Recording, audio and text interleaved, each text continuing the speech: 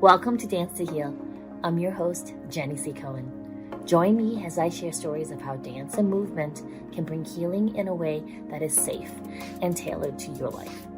I'm a cancer survivor, mother of two, and an award-winning performer who found that movement was vital to my recovery. I created Dance to Heal Wellness and also authored the best-selling book, Outside in Recovery, Dancing My Way Back to Myself After Breast Cancer. I will bring new techniques to help you on your dance journey and healing path. Are you ready to move? Dance to Heal starts now. Caroline Karp is an internationally acclaimed artist, best-selling co-author, and known for her vibrant and expressive style. Her work captures the essence of environments with bold brushstrokes and vivid colors. As the founder of the International Online Art Collective, Caroline created a worldwide platform for artists to connect and collaborate. She can be found at exhibits like DC Art All Night, features like New Visionary magazine, and podcasts like the esteemed Breakfast with Sergio. Caroline genuinely believes passionately in the transformative power of art.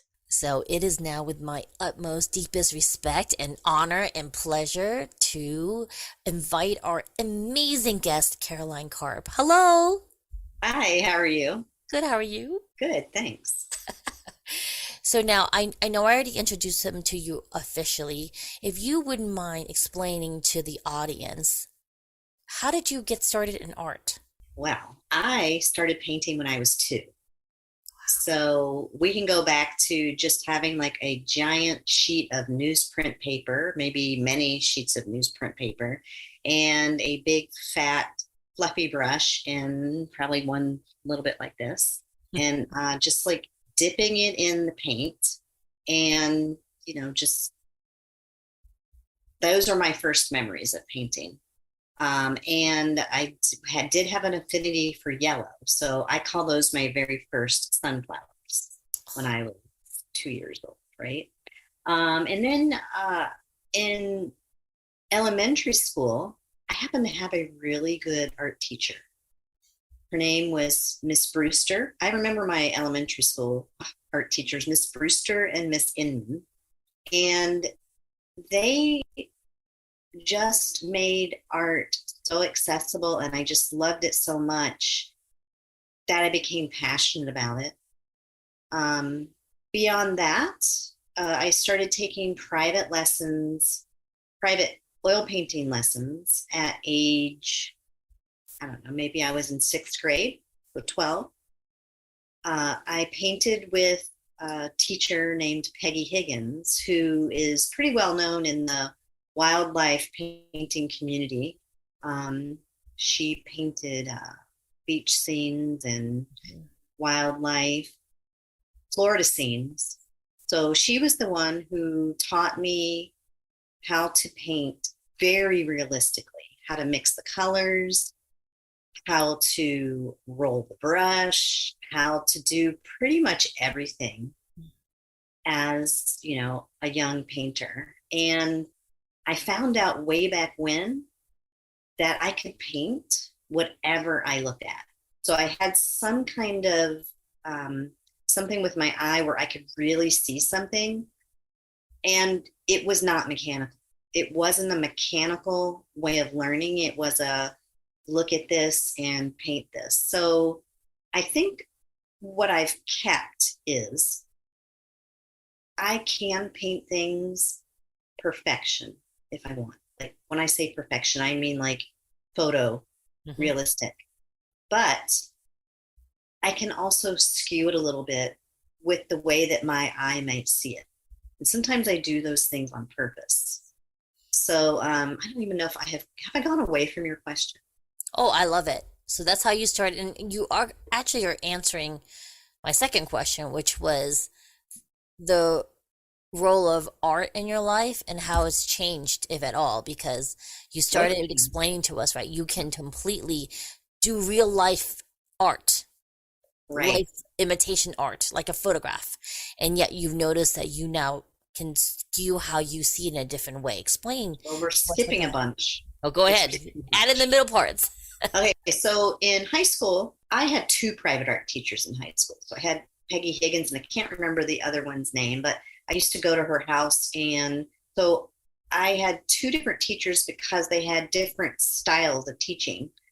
And what else happened? I became a teacher. So at age 15, I started substituting for Peggy and her oil painting classes at the same studio I grew up at, which was called the Brush and Palette Art Studio in Tallahassee, Florida. I became the teacher. So I had a group of 8 students. I probably taught 2 or 3 times a week. And then all through college, because my undergraduate is from Florida State University, and that's in Tallahassee. So I taught at the same time I was going to art school. Cool. So that was a really big role. So once you teach something, your knowledge of it elevates even more. Yeah. Right? Because you're now the teacher teaching a certain way, showing a style, et cetera, et cetera. Okay. Then, so I had an art scholarship to Florida State, studying studio art with an emphasis on painting. I had my own, it was amazing. I stayed 5 years because I had this amazing studio space because I was a Bachelor of Fine Arts, right? Which is a little bit, it's more than a BA, it's a BFA. A studio space with big walls in a community of artists. Yes. At Railroad Square, we had shows and whatnot. Now, what happened in college was I went the exact opposite. I started painting emotion and movement and forces, like below the water, let's say. Let's say forces below the water, like maybe the cold water meets the warm water under the North Wall, out in the Atlantic, and the tumultuous, what happens there and the crashing under the water. So I went gigantic, painting bigger than I can reach. I had to stand on things. I used a really nice thick canvas to wear, and the darkest paint that I could find was Rust-Oleum paint, right? So I painted with that Rust-Oleum paint in the blues. You can kind of see the blues here. And a really pretty green, the warm green and the cold blue. So I went from the very realist painter to the abstract expressionist painter. They wanted me to think. In school, they're like, okay, we know you can replicate. We want you to think. We want your brain in there. Like, we want what's going on in your mind. Okay. So those are two opposites. After that, I came up with my style, Yes. which I have now, which is kind of a combination. If you look at my work, it's whimsical. I do still have abstracts. Sometimes I'm really playful, like you see here. There is a lot of movement in my art. If you go to my website, you'll see,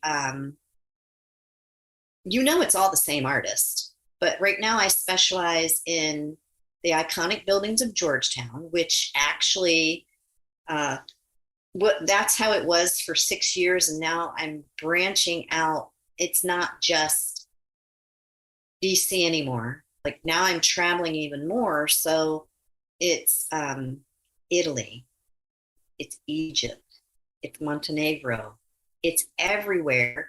Sometimes there's going to be some architecture in there, and that's when I kind of have fun with, I'm not going to say distortion, but there's a grandness to it. Like, it's iconic. Whatever I'm painting and I'm looking at it, there's a certain perspective that I'm looking at it, almost like down here and you're looking up, right? And so since I can pull from my ability to paint realism and abstraction, I've married the two. And what I call it is actually expressionism. So it's sort of like, it's like I'm romanticizing the scene. Yes. Okay. And so what does art mean to me? I'm going to answer all your questions. Yeah. So for a time, I did notice that art was a bit of an escape, right? And I wanted it all around me because it's beautiful. Mm-hmm. And I when I have shows, I enjoy painting during the shows, right? And it's a live event. But and at first I think I might have done it because remember I had to think about that a little bit before we started because I have forgotten. I Yeah. think it was a little bit that I could get lost in the art and not necessarily need to speak to everybody. But you know what? Now I enjoy the speaking to everybody, and I'm really good at talking about my art. I have something to say, but I think maybe 8 years ago, I might have been a little bit more timid on what exactly to talk about. Yeah. Now that I've been doing podcasts and being on podcasts and I and doing videos about my work, Mm-hmm. I think that I'm now very comfortable talking about my art. Yes. Yes. Yes. I love that progression. So speaking about talking about your art, you had mentioned to me when I was a guest on your podcast about you're currently painting with live audiences because Yes. a lot of, other painters are very uncomfortable people watching them paint. And you now have audiences oftentimes in the hundreds watching you paint. Yeah, What does that mean? How do we get a ticket? I really love it. The ticket thing is an interesting question because I think that I would really love to do that. I would love to be on stage with somebody like yourself or a pianist where we fill out a concert hall, like, and they have come to watch me paint. Now, when I paint now, I'm usually outdoors. I'm usually part of a festival or at a wedding, you know, or a corporate event, um, or just like last week I was in DC and I didn't really know what I wanted to paint, which usually I do, but I didn't. But I wanted to go somewhere I had not been before, and so my son took me to the United States National Arboretum, and I didn't know what to expect, but I brought all my stuff, and I had a giant roll of canvas, like tall roll, um, and he took me to the most beautiful spot. Beautiful spot. It's called the Ellipse, and it is. I don't want to say it's not a wheat field, but it's certainly got the colors of wheat with wildflowers mixed in. We were under trees, and I laid out my canvas and my paints, and I did have people around me as my audience, but if I don't have immediate people, what I'm also doing is filming. And so that's another level of audience because that goes out to the world. Yes. Right. So back to that story. What I was painting, which was a small bit of the piece, are the national columns from the Capitol. And they were built, right? But they could not hold up the dome. And so, since they weren't able to hold up the dome, they put them in this field of the Arboretum. This is years ago. Mm-hmm. And so they're just 18 columns, Corinthian columns, just like on a platform with what do you call it? A reflective pool in front of it, right? And what a beautiful kind of weird scene. Yes. So I painted that, and I think what makes me unique from other artists is that pretty much every single painting within the past 10 years that I do is recorded. So you can go to my website and you can, see the artwork and then click on watching whatever kind of video that I decided to make of me making the painting. Whoa, I love In that. 2020, I had so much time on my hands Mm-hmm. that I made long YouTubes, right? Anywhere like from 5 minutes to 30 minutes. And then I narrated them. So not only did I paint, but then I would get on and I would narrate whatever I wanted to talk about. So cool. And I have a whole series of those. Nowadays, I think that my just going with the trend of what is popular in social media. So now it's more time lapses and maybe some stills mixed in with some real time stuff. So that's something that it still has the audience factor. Yes, yes. I Mhm. want to go back to a little bit of your reference when you shared that your perspective was changing as you were painting, and the look of it. You weren't doing the realism. You were, and I want to bring up one of your catchphrases. You were romanticizing the picture you saw. And I Yeah. would love for you to explain to us how that ties into your catchphrase of romanticizing, romanticize your life. Does that correlate in any way?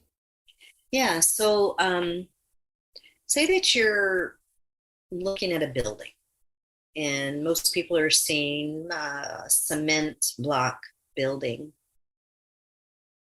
Probably not too interesting. So when I romanticize that, I'm I'm seeing colors. I'm noticing how the sun is hitting at a certain time of day and how that white building actually has a lot of Mm-hmm. yellows and pinks and maybe some warmness to it. Mm-hmm. So what I'm doing is I'm making it so it's romantic. It's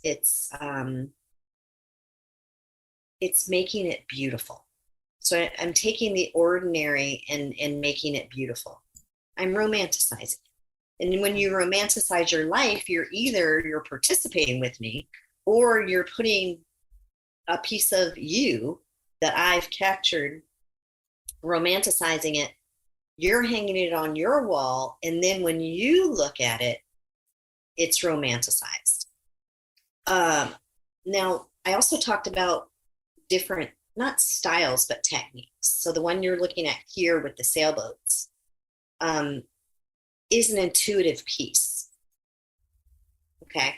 So sometimes I work where I will write on a canvas. I'll just do like a brain dump or a meditation or something that I'm thinking about or something that I'm studying. Write. And then I'll take tissue paper, like black tissue paper, and I'll tear it and put it on the canvas. And I don't know what it is yet. This is so fun to do. I don't know what it is. And I'll start looking at it and I'll see things appear on the canvas. I just sold a piece that is just the best illustration of this. And you can actually watch it on YouTube because the whole story of all of that, it's called Big Old Full Moon. I was going to ask you. Okay, good. Whoa. Big Old Full Moon. I sold it to a man named Warren, and he just loves it. But it is an example of that whole thing where I wrote on it. I tore tissue paper. I put it on there. It was on my easel for a while. I kept going back to it, and I saw a ship. A lot of times I see sail.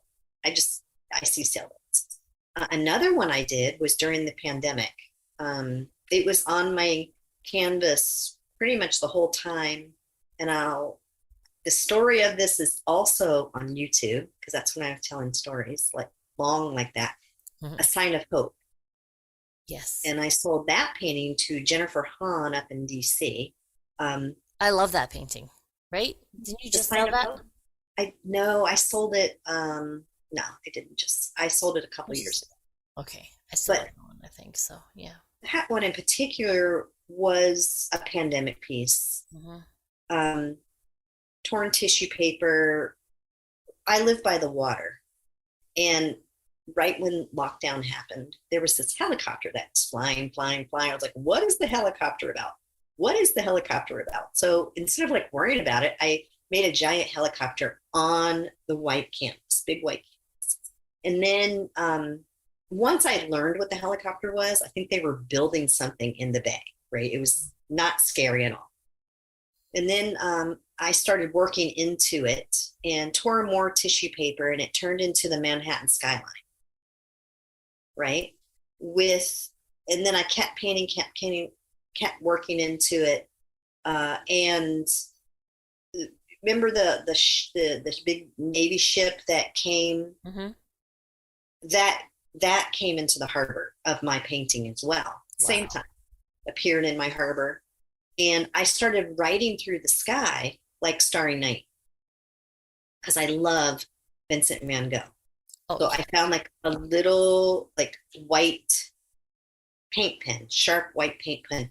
And just like if you look here, I would go like you see how that's sort of an arch? Yeah. I would write in that. And I was listening to the news. Okay. So I remember when we listened to the news, the kind of stuff that they said, like the numbers and the tabulations, and that was all on the painting. It's all written. I would like listen to NPR, and I basically was transcribing up in the sky, but when you're far away from it, it just looked like cool floating letters. Wow. Then it turned political because it was the election and other stuff going on. And Jennifer's the only one now, because the painting is with her. Yes. I don't know if she's read it all, but it's all written in the sky. But it was a way for me. We're going to go back to the beginning of your question. Yes. It was a way for me to work through fear. Oh, the working through fear part. Yeah. This is really, you do art that expresses life, don't you? In so many levels that we're not even aware of. Oh, yeah. Ha. Ha ha ha ha. So a lot of storytelling for me in dance has been to tell stories at a universal level. Most of my performance pieces are that. Would you say that you're similar in that you are telling a story that we all see ourselves in when you paint? Yes, absolutely. And I have art that I can see being at museum, right?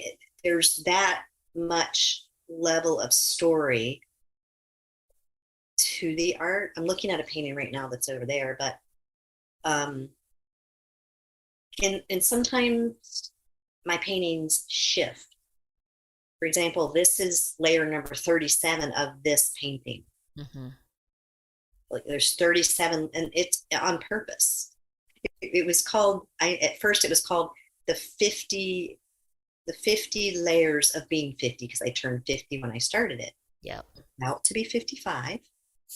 So I don't know if that's significant of anything other than I feel like I'm ever evolving, because I think even now I'm going through an evolution as an artist.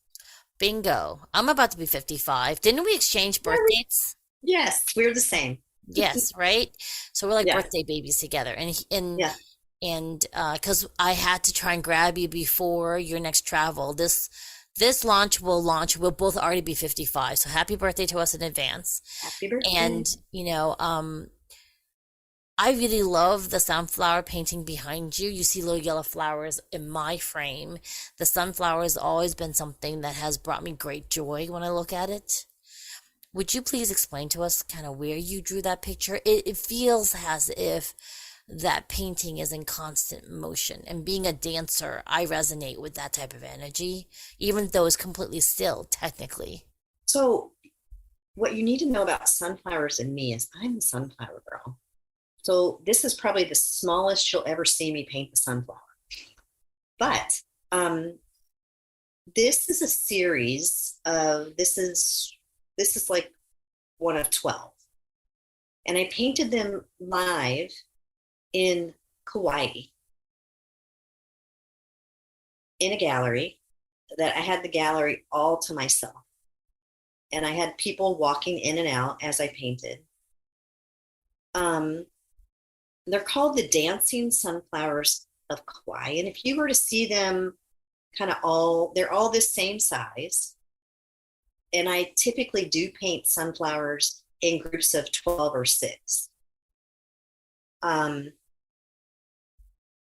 They're dancing because if you think of a field of sunflowers, sometimes they're just, they're just standing there looking at you, but typically they're moving and dancing in the wind.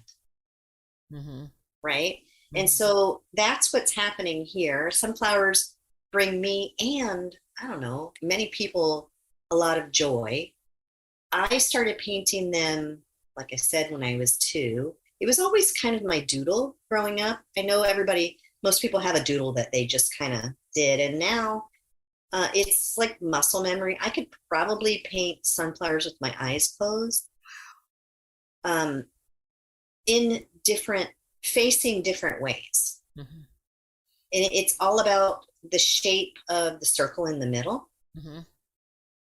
Right? Because you see, this one is sort of a tall circle. It's rotating. If a sunflower is looking straight at the sun, it's big. Everything is there. You see everything. And then as it turns, you're going to see less and less of the center. Mm-hmm. And then it can face up.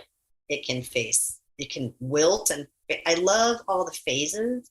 Mm-hmm. And studying that, having like a vase of sunflowers or growing sunflowers, and then just watching the different phases of, even from a seed. Yes. And they sprout, and then they're alive, and then they start wilting, and then they're hanging over like that, but they're still so beautiful, and then the seeds come from that. Each year in my classroom, because I teach early childhood also, mm-hmm. Mm-hmm. I do a sunflower study. So it's a big part of our year where we will plant a sunflower house, where they'll come out so the kids can kind of sit in the middle, and we sit out there and we paint and draw them. I have this series of small ones. I have another painting called The Dance of the Sunflower Warrior, which was painted during the pandemic on large canvases. It's a triptych. And you can see it on my website. You can watch the video about it, Dance of the Sunflower Warrior. And it tells a story. Yes. And I think that we're all warriors. Yes. And I make a correlation between sailboats and sunflowers as being souls. And I don't know if other people can connect with this, but a sailboat has a mast that reaches up to the heavens, right? If you can imagine. And then its hull is empty, and it holds things. And then, of course, is attached to the earth, where a sunflower, comes up from a seed out of the earth and stretches up and up and up and faces the sun, and then, wilts, and the life cycle continues of the sunflower. Mm-hmm. Yes. So that's why those two things are so important in my work. And now that I've been traveling, I'm getting this connection of cypress trees in Italy. And I was talking to a photographer in San Gimignano, and he was telling me the story that the cypress trees, which are those they're like this, and they are tall, kind of triangular, really tall. Yes. He said those are planted to demarcate in the countryside where there are villas or important places like cemeteries, because their roots reach down into the earth, and then the trees reach up to the heavens. So I was like, oh my goodness. So one of my latest paintings has the cypress trees. And then when I go to Egypt, I'm going to be at the pyramids. Oh, so do you see how it's all like kind of so kind of similar in nature. Yeah, that's a full expression of the art of expressive living. Like Yeah. seriously, you're a walking poster for that. Hmm. I really do love the fact that we are getting the opportunity to refer the audience to your website, which is CarolineKarpArtist.com. And Caroline has been so kind to give us an offer where you can go to that website and book a VIP Expressive Art Experience. Would you explain to the audience what that is, please? Yes. Now it looks different for everybody that does this because it's tailor made for that person and what they're interested in. I'll give you a skeleton of what one is like. It's basically the end result is a beautiful commissioned piece. So that's the end. But what comes at the beginning is an experience of working with me. Mm. So that might look like we get together in the same town. If somebody is, because I travel, so I could be in DC and somebody could meet with me. I could be in Hawaii where I have a studio and somebody could meet with me. I could be in Tampa, or I could travel to Europe and meet with you. True. Right? Or you could travel with me. And what we're doing is I'm curating or teaching or guiding or facilitating the art of expressive living and how I kind of do my research of where I want to paint. We come up with what you're interested in, what floats your boat. Maybe you love poppies. Maybe you want to be in a place that there's poppies growing, and we figure out why you want poppies. What does that mean to you? And we pick out, I always want it to be large because I love painting large and people want a statement piece. So we're working together on this piece. So you're going to start it. We're going to start it together. We're going to work together. And then I'm going to finish it up. And then you're going to hang it in your home. Wow. So it's like a commission piece that is got your energy in it. Oh, I have other offers as well, but this is my favorite one to do with. I did it one time with a little boy. Hmm. His name's Grant, and there's a video about that too. But his parents, he and his parents went to Costa Rica when he was 3, and they wanted him to remember. So when he was 5, I worked with him, and I went to their home. The mom and dad had wine and cheese out for themselves, and Grant and I did some fun little activities. First, it was on regular paper where he was painting some of the creatures, because I wanted his sort of, little kid style creatures that he remembered seeing in Costa Rica. And he talked to me about what he wanted on the painting. So it was sort of interviews, I had his hands dirty working. Then I got out the big canvas and we did the torn tissue paper just to kind of like break up the canvas.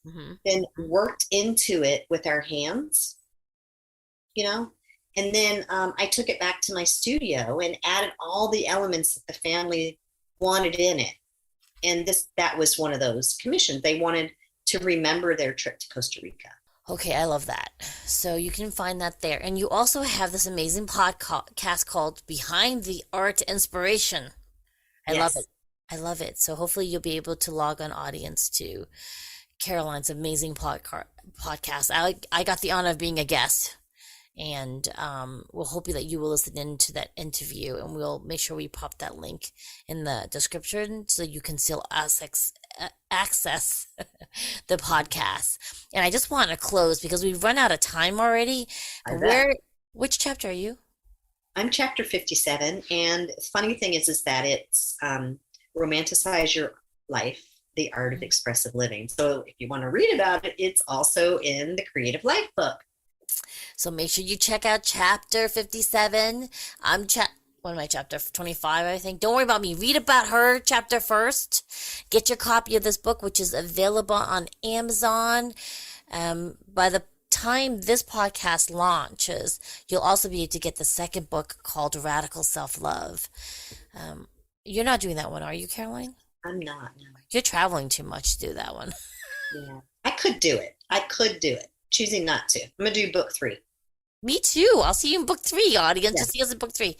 Either way, thank you so much, Caroline, for coming. We're so excited to introduce you to this audience. Until next time, bye-bye. Bye. Thank you. Thanks for listening to Dance to Heal with Jenny C. Cohen. Come back next time to hear stories of recovery through movement and learn more ways that you can move your body. To work with me and continue your journey, visit OutsideInRecovery.com. Are you ready to move?